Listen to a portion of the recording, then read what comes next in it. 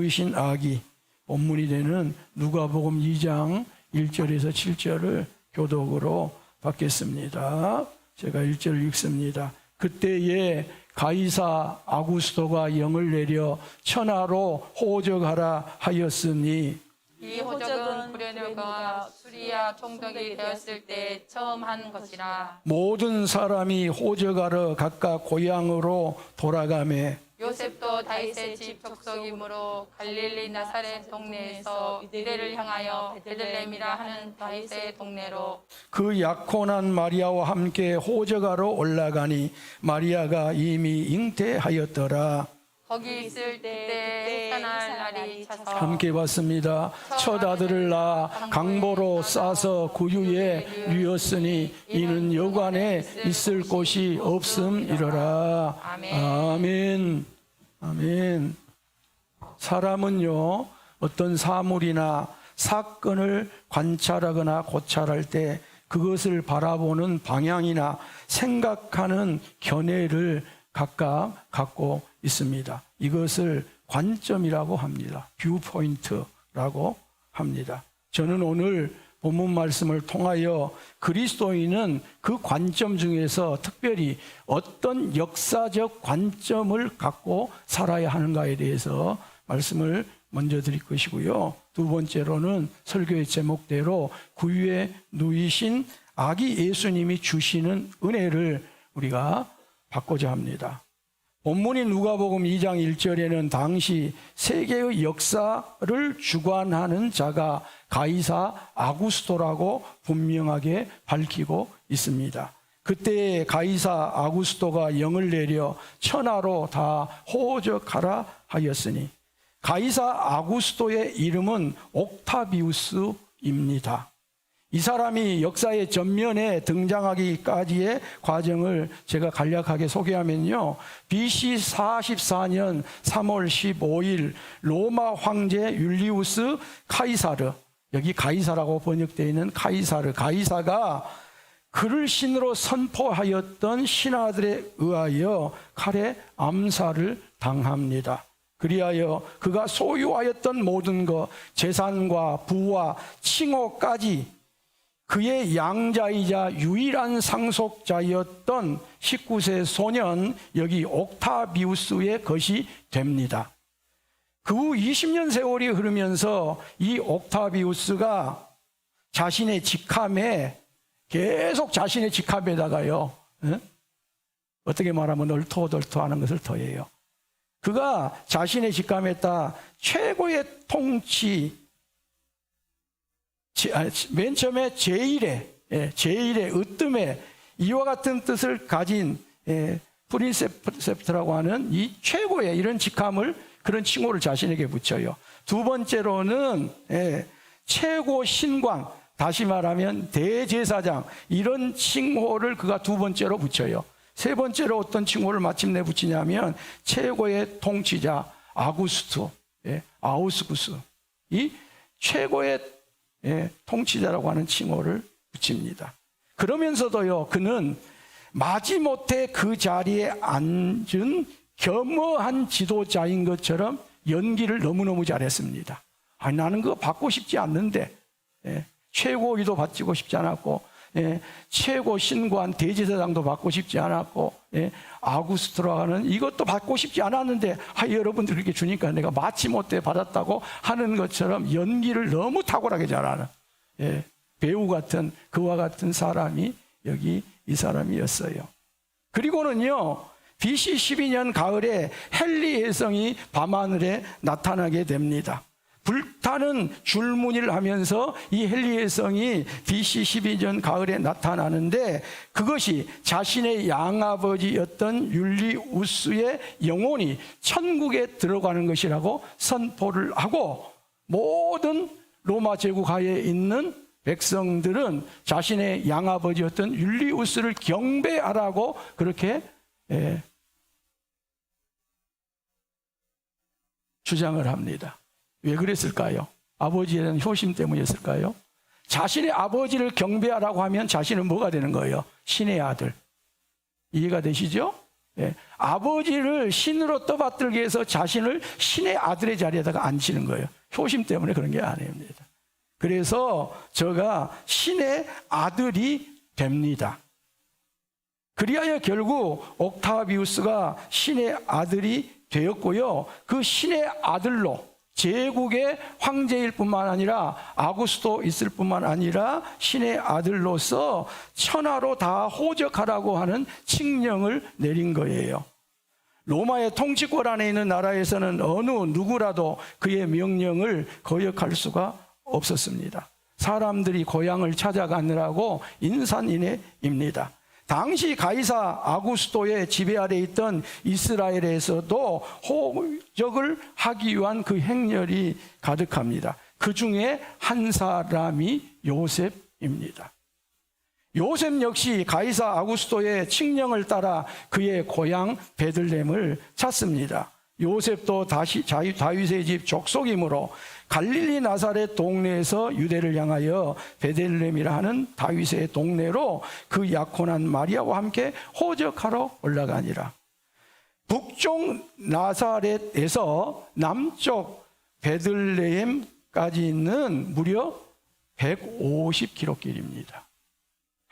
그리고 그 길은 올라가는 길입니다. 네. 베들레헴이 남쪽임에도 불구하고 고도가 더 높습니다. 그리고 베들레헴 지역 자체도 해발이 716m나 됩니다. 이 길을 임신한 마리아가 함께 따라 올라갑니다. 여러분, 이게 얼마나 힘든 길이겠습니까? 그때가 12월이었다면 오늘의 현재에서 반추할 때 평균 최저 기온이 8.4도예요. 그리고 최고 기온이 약 한 14도 정도 됩니다. 그리고 한 달에 3분의 1인 11일 정도가 비가 추적추적 내리는 날씨예요. 더군다나 이 호적 명령은 분봉왕 헤롯이 가이사 아구스도의 눈밖에 나서 직접 통치를 내가 하겠다고, 헤롯을 제끼고 내가 직접 통치를 하겠다고 내린 명령이기도 했어요. 그렇게 해서 새롭게 호적 명령에 따라서 이스라엘의 모든 사람들이 호적을 완료를 했습니다. 그런데 실제로는 황제가 직접 통치를 하지 않았습니다. 가이사 아구스도 엿장수 마음이었습니다. 네. 권력 마음이었습니다. 총칼을 든 자의 마음이었어요. 이렇게 가이사 아구스도는 역사의 주관자로 나타나 있습니다. 역사의 주권자로 나타나 있습니다. 겉으로 보면 역사의 주관자가 로마 황제 가이사 아구스도가 분명합니다. 세계 권력의 중심축에 가이사 아구스도가 있습니다. 그의 명령에 따라 분봉왕 헤롯도, 심지어 예수님의 육신의 어머니였던 마리아도 그 배에 임신을 하고 그 몸을 무겁게 이끌고 150km 길을 가고 700m 이상 된 베들레헴 그 해발 높은 곳을 향하여 올라간 것입니다. 모두가 다 가이사 아구스도의 명령에 따라서 움직이고 있습니다. 한 사람도 그 명령을 거절한 사람이 없습니다. 그런데 우리는 이 역사의 이면을 보아야 합니다. 하나님께서 그 이면에서 거대하고 움직이고 계시기 때문에 그렇습니다. 그 역사를 주관하고 계시기 때문에 그렇습니다. 통통배가 출항을 하면요, 온 동네가 시끄럽습니다. 저 집 통통배 떴네. 가벼운 사람도 마찬가지입니다. 가벼운 사람이 뜨면요, 온 동네가 시끄럽습니다. 온 나라가 시끄럽습니다. 그런데 여러분, 거대한 함선이 뜨면 어쩌습니까? 움직임이 없습니다. 전혀 안 움직인 것 같아요.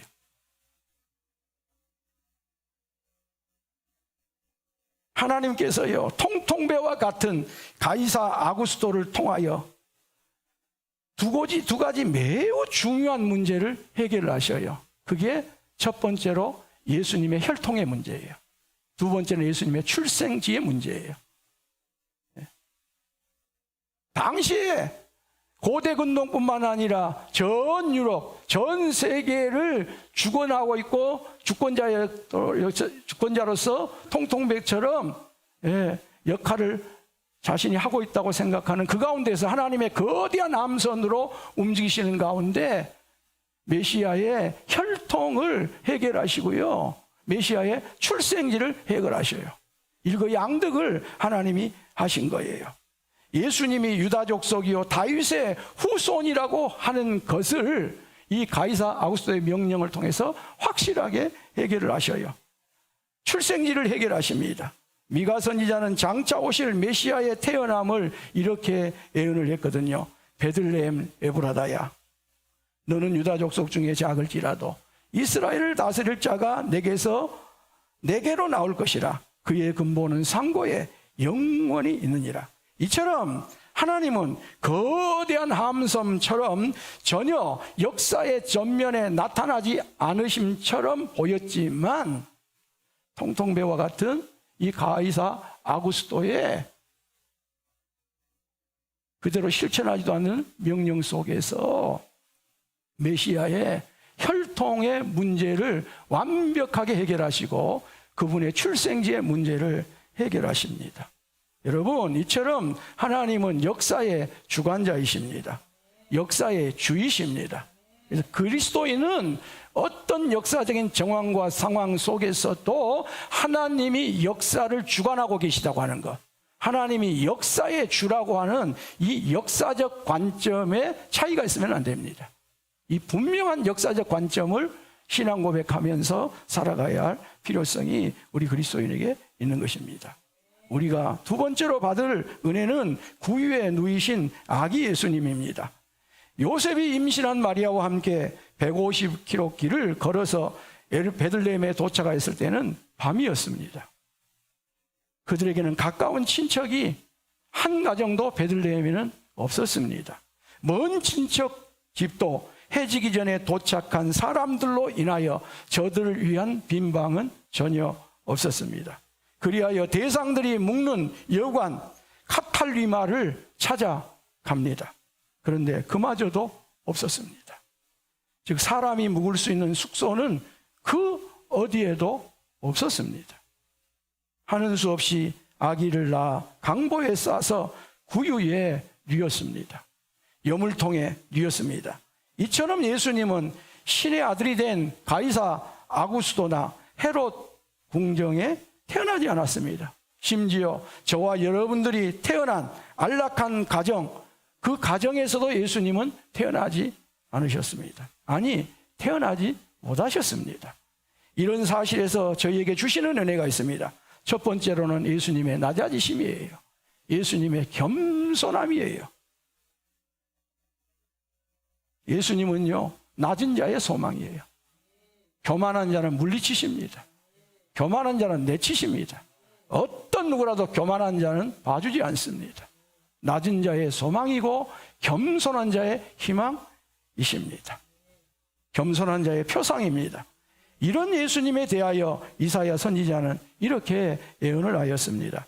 그는 주 앞에서 자라나기를 연한 순 같고 마른 땅에 나온 뿌리 같아서 고운 모양도 없고 풍채도 없은즉 우리가 보기에 흠모할 만한 아름다운 것이 없도다. 둘째로 아기 예수님께서는 구유에 누이심으로써 가난한 자들의 힘이 되셨습니다. 가난한 사람들은 자신들과 같은 가난한 사람들을 볼 때 마음을 엽니다. 나와 같은 비슷한 옷을 입고 있을 때 마음을 엽니다. 명품 옷을 입고 있는 사람에게 가난한 사람들이 마음의 문을 열겠습니까? 네? 자신이 타고 다니는 차와 비슷한 차를 타고 다닐 때 마음의 문을 엽니다. 자신과 비슷한 집에서 살 때 마음의 문을 엽니다. 예수 믿어서 아무리 출세하고 복받고 성공하고 대단해졌다 할지라도 그것 보고 가난한 사람들이 마음의 문을 열 사람은 아무도 없습니다. 예수님은 어린 시절부터 가난한 사람들이 겪는 일반적인 어려움을 다 겪으셨습니다. 예수님의 삶은 어쩌면 어떤 가난한 사람들보다 더 열악했다고 말씀드릴 수 있겠습니다. 그리하여 예수님께서 하나님 나라 복음을 들고 나타나자 가난한 자들이 공감 정도가 아니라 예수님의 말씀, 예수님의 사심에 통감을 한 것입니다. 공감 정도가 아니었습니다. 통감을 했다고 저는 봅니다. 그리고 예수님은 하나님 나라 복음을 전하여 십자가를 지시기까지 가난을 견지하면서 삶을 끝까지 사셨던 예수님입니다. 예수님께서는 한 서기관이 찾아와 선생이여 어디로 가시든지 제가 따르리이다 라고 결단을 하며 따르겠다고 하자 다음과 같이 말씀합니다. 여우도 굴이 있고 공중의 새도 거처할 곳이 있으되 인자는 머리 들 곳이 없도다. 너 그런데도 나를 따르겠느냐? 나처럼 가난한 자가 되어 가난한 자들과 함께 할 수 있느냐? 네가 가난해지고 나를 따르라. 너에게는 모든 것을 포기하고 나를 따르라. 그렇게 오히려 예수님은 말씀하셨습니다. 세 번째로 아기 예수님께서 그 위에 누이심은 사람이면 누구라도 예수님께로 갈 수 있다고 하는 것을, 예수님께서 환영하신다고 하는 것을 보여줍니다. 아무리 비천한 사람도 예수님께로 갈 수 있다는 것입니다. 예수님께는요, 밀쳐내는 경호원이 없습니다. 접근하지 못하도록 하는 그 어떤 장치도 예수님께는 없습니다. 그리고 제자들이 그와 같은 장치를 저들이 가지고 휘두르려고 할 때 어느 누구도 예수님 앞에 칭찬을 받은 사람은 없습니다. 심지어 사단아 내 뒤로 물러가라 할 정도로 꾸지람이 있었습니다. 이처럼 사람이면 예수님께는 어느 누구라도 다 갈 수 있는 길이 말구 위에 누이심으로 열리게 된 것입니다. 예수님의 옷자락은 누구라도 만지게 되어 있습니다. 예수님의 손은 어떤 질병이라도 안수할 준비가 되어 있습니다. 예수님의 발은 나병 환자에게라도 다가갈 준비가 되어 있습니다. 예수님은 세리와 죄인들과 함께 먹고 마셨습니다. 죄인을 영접하고 음식을 같이 했습니다. 그리하여 세리와 죄인들의 친구로 불렸습니다. 그리고 예수님께서 수고하고 무거운 짐진 자들을 초대합니다. 수고하고 무거운 짐진 자들아 내게로 오라. 내가 너희를 쉬게 하리라. 네 번째로 아기 예수님께서 그 위에 누이심은 예수님은 무료라는 것입니다. 그리하여 이사야 선지자는 일찍이 이렇게 말한 바가 있습니다. 오호라 너희 모든 목마른 자들아 물로 나오라. 돈 없는 자도 오라. 너희는 와서 사 먹되 돈 없이 값 없이 와서 포도주와 젖을 사라. 너희가 어찌하여 양식 아닌 것을 위하여 은을 달아주며 배부르게 못할 것을 위하여 수고하느냐. 내게 듣고 들을지어다. 그리하면 너희가 좋은 것을 먹을 것이며 너희 자신들이 기름진 것으로 즐거움을 얻으리라. 너희는 귀를 기울이고 내게로 나와 들으라. 그리하면 너희의 영혼이 살리라. 내가 너희를 위하여 영원한 언약을 맺으리니 곧 다윗에게 허락한 확실한 은혜니라. 사랑하는 성도 여러분, 2020년 이 성탄의 계절에 저와 여러분들이 믿는 하나님은 역사의 주관자이신 것을 아멘하시기를 바랍니다. 역사의 주권자이신 것을 분명하게 하시기를 바랍니다. 우리가 인생을 살아가면서 여러 다른 관점, 여러 다른 견해를 가지고 있을 수 있어요. 그러나 하나님이 역사의 주관자요, 역사의 주라고 하는 이 역사적 관점에 있어서 그리스도인이 이 관점에서 빗나갔다면 그는 잘못된 신앙인입니다. 병든 신앙인입니다. 신앙 고백을 잘못하고 있는 것입니다. 구유에 누이신 아기 예수님을 보고 예수님의 겸손과 낮아지심이 저와 여러분들의 체질이 될 수 있기를 예수님의 이름으로 축복합니다. 심령의 가난함과 영혼의 가난을 지향하며 가난한 자를 멸시하거나 압제하는 일이 결코 없기를 예수님의 이름으로 축원합니다. 그 누구라도 예수님께로 올 수 있는 은혜를 입고 저와 여러분들도 천국 백성이 되었지 않습니까? 그렇다면 어느 누구라도 예수님께로 나올 수 있음을 알고 받아들이고 예수님께로 나오는 사람들에게 걸림돌이 되지 않기를 예수님의 이름으로 부탁드립니다. 여러분의 말이 됐든 여러분의 삶이 됐든 여러분의 무엇이 됐든지 간에 사업이 됐든 직장이 됐든 무엇이 됐든지 간에 그 일로 인해서 예수님께로 나오는데 걸림돌이 되지 않기를 간절히 부탁을 드립니다. 절대값이셔서 부위에 누이신 아기 예수님께서 한량없는 은혜를 값없이 지금도 주고 계시오니 그 은혜를 값없이 누리시며 은혜입니다. 은혜입니다. 모든 것이 하나님의 은혜입니다. 라고 고백하며 살아가는 복된 여러분들 되어지시기를 주의 이름으로 축원합니다. 하나님 우리 아버지 감사합니다. 대림절 4번째 주일 성탄일이 들어있는 이 한 주간을 우리에게 이처럼 허락하여 주시고 주일을 성수하게 하시니 감사합니다. 세상의 열왕들이 가이사 아구스토처럼 역사의 전면에 나서서 자신들이 신인 것처럼 행세하는 오늘날 하나님이 역사의 주관자요 역사의 주인 것을 다시 한번 알려주셨사오니 역사의 주 하나님에 대한 확고한 신앙이 우리에게 있게 하여 주시고 부위에 누이신 아기 예수님을 본받아 겸손하고 겸비한 저희들 되게 하여 주옵소서.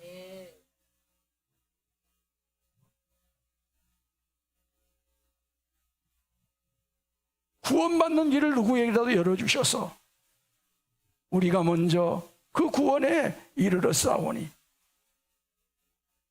제 삶이 제가 하고 있는 모든 일이 예수님께로 나아가며 걸림돌 되지 않게 하여 주시고 그 걸림돌을 회개하여 치우는 저희들 되도록 회개 열매를 맺도록 은혜 베풀어 주시기를 원합니다. 특별히 값없이 주시는 그 은혜 오늘 또 삶을 다한 날까지 아멘으로 받아 은혜입니다. 은혜입니다. 그 은혜에 감사 감격하며 은혜 충만한 삶을 살아가는 성탄의 계절 우리 일부 예배 모든 성도들 되게 하여 주옵소서. 우리 구주 예수 그리스도 이름으로 기도하옵나이다. 아멘.